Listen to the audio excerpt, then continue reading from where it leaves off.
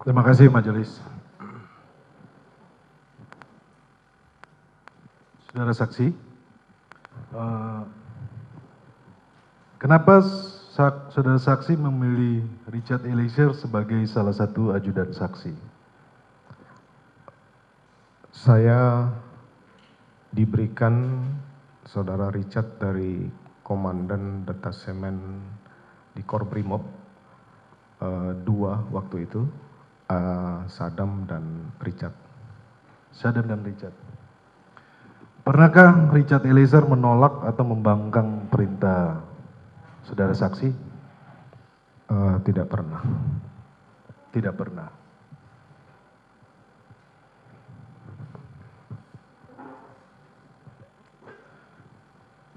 Kemudian kita ke tanggal 8, saudara saksi. Tadi saudara saksi sampaikan waktu tadi saksi sampaikan kalau yang di lantai 3 di Saguling, saudara saksi menyampaikan kepada Richard Eliezer, kalau dia melawan, tembak saja. Terus saudara saksi sampaikan di Duren 3, hajar cat. Saudara saksi bisa perjelas maksudnya hajar itu seperti apa? Apakah pakai tangan, pakai kaki? Saya saat itu tidak berpikir hajar menggunakan tangan atau kaki atau senjata, tapi kemudian terjadilah penembakan itu, sehingga saya sudah sampaikan ke Richard, saya yang akan bertanggung jawab. Baik. Saudara saksi sampaikan bahwa harus ada yang bertanggung jawab. Kenapa waktu itu tidak saudara saksi laporkan kepada polisi? Saya sudah sampaikan di awal bahwa saya mencoba dengan kepercayaan diri untuk, mohon maaf, melindungi Richard dengan cara yang tidak benar. Dan ya itu memang kesalahan saya. Nanti akan saya pertanggungjawabkan pada saat pemeriksaan terdakwa.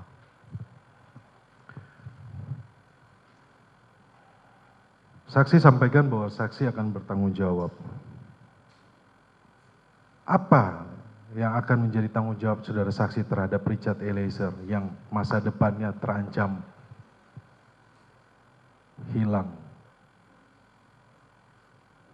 dan masih muda, saudara saksi? Ya, saya tidak bisa menjawab karena posisi saya juga harus mempertanggungjawabkan peristiwa ini.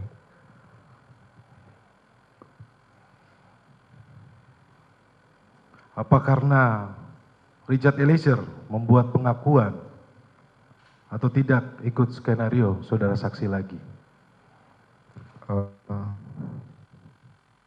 Tadi ulangi pertanyaannya.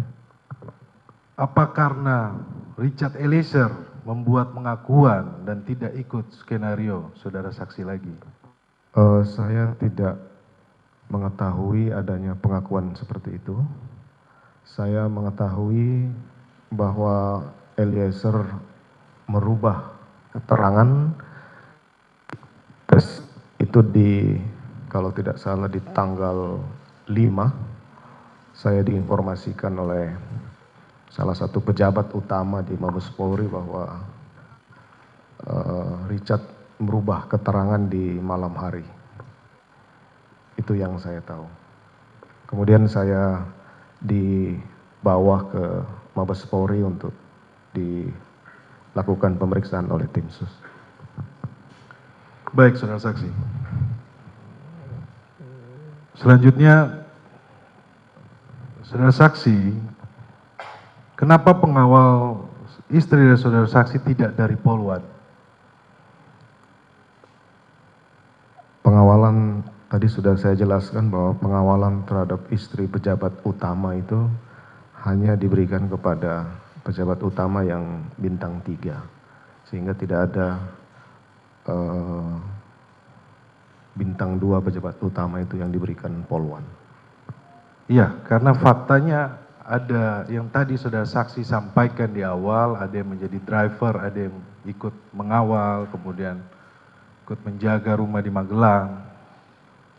Oke, baik, saudara saksi. Tadi saudara saksi sampaikan bahwa istri saudara saksi tidak tahu isoman dengan siapa. Setelah kejadian yang saudara saksi sampaikan bahwa ada pemerkosaan, apakah saudara saksi tidak perlu memberikan perhatian kepada istri saudara saksi, menanyakan dia isoman dengan siapa? Saya sudah jelaskan tadi bahwa saya sudah tidak berpikir lagi. Saya pada saat itu masih emosi dan tidak bisa berpikir, hanya bagaimana kemudian peristiwa ini bisa diselesaikan, dan saya akan minta konfirmasi pada malam hari ke Joshua.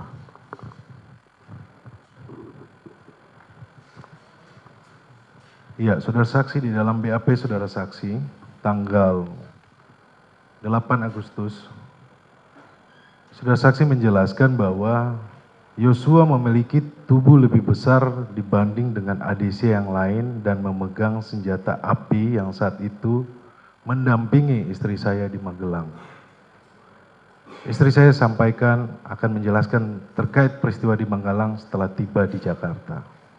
Di sini saudara saksi menyampaikan memegang senjata api. Pertanyaannya, kenapa senjata api tersebut saudara saksi tidak terpikirkan untuk diamankan? Sejujurnya saya juga tidak berpikir akan sefatal itu malam itu. Tidak berpikir sefatal. Baik majelis, berikutnya rekan saya kembali.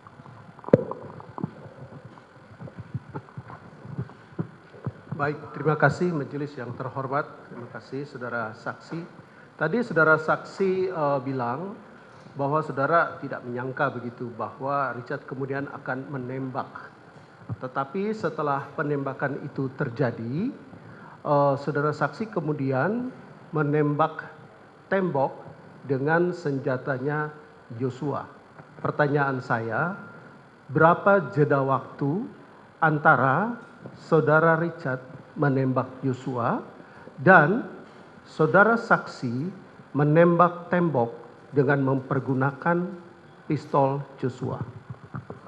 Untuk waktu tepatnya saya tidak bisa hitung, yang jelas sesaat setelah kejadian, mungkin 3 sampai 5 menit setelah kejadian. 3 sampai 5 menit. Saya tidak tahu pasti. Kira-kira ya? Kira-kira 2-3 menit lah.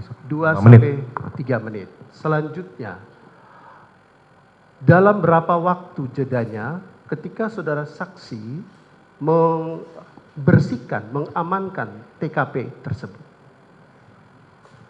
Saya tidak pernah membersihkan atau mengamankan TKP karena setelah keluar menelpon pejabat dari di Propam, kemudian memanggil Kasat Serse, maka pengamanan dan olah TKP itu sudah dilakukan oleh penyidik.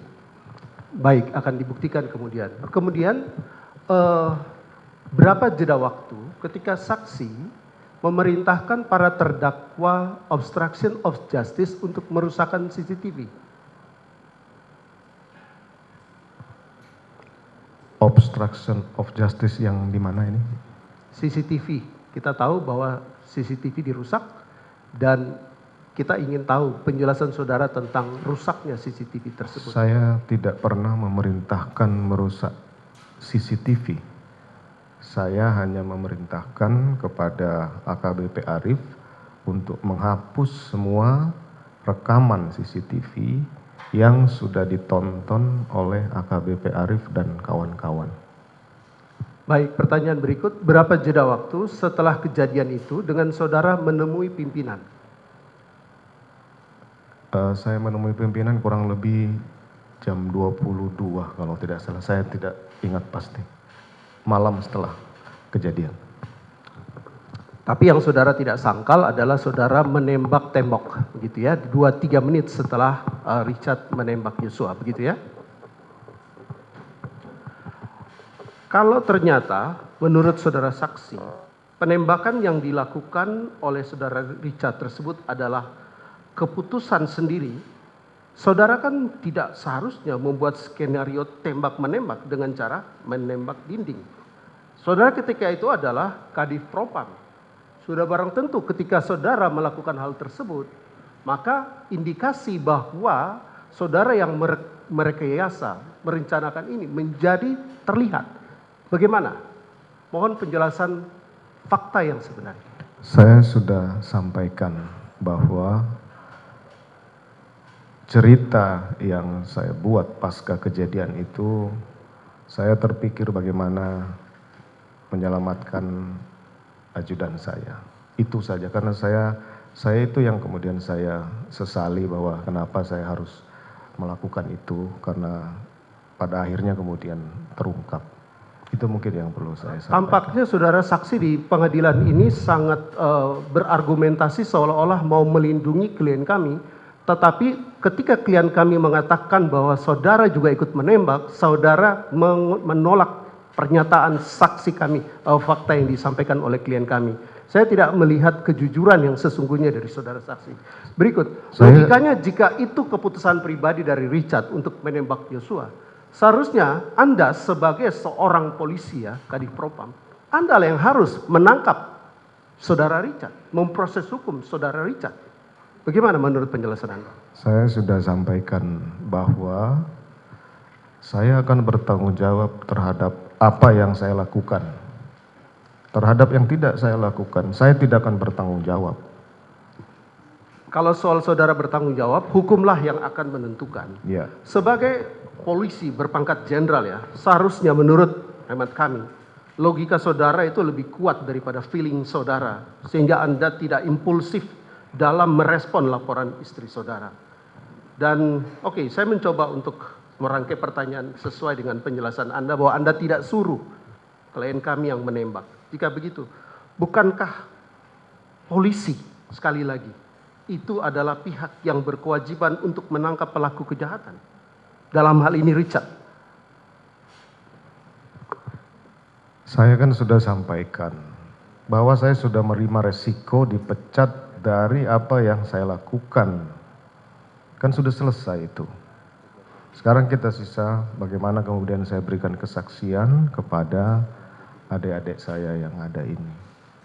Saya sudah menerima semua akibat dari yang penasihat hukum sampaikan bahwa saya tidak pakai logika apa segala macam. Itu saya sudah siap hadapi dan saya sudah dipecat dan kemudian sudah menjalani proses hukum ini. Masih ada pertanyaan lagi? Baik, kalau Anda memang merasa bahwa istri Anda dilecehkan, sebagai seorang jenderal polisi, apakah solusinya itu menghajar pelakunya? Itu kan main hakim sendiri. Saya tidak akan berpendapat terhadap pertanyaan ini. Masih ada lagi? Oke, baik. Di Saguling, ketika itu, apa yang saudara katakan kepada klien kami, Richard Eliezer? Tadi sudah ditanyakan. Jangan ditanyakan lagi, yang sudah itu jangan diulang. CCTV yang di lantai 2, lantai 3 Saguling sekarang gimana? Saya tidak tahu karena setelah patsus saya itu kemudian dilakukan penyitaan oleh penyidik. Sebagai pengetahuan saksi, saudara Yosua itu mati karena perbuatan siapa?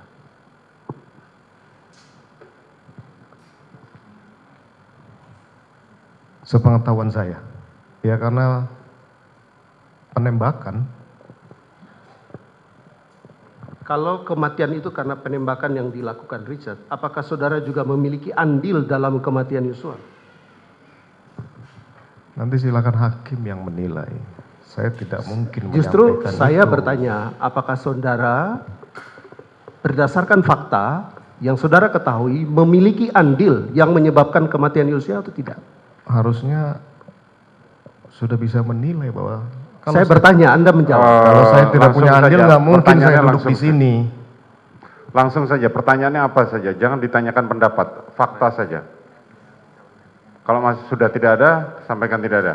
Cukup? Baik, majelis, kami mau bertanya tentang keseharian saudara saksi dengan klien kami Richard. Ya, apakah ketika saudara memerintahkan Richard untuk melakukan sesuatu hal, dia melakukannya dengan tepat atau meleset?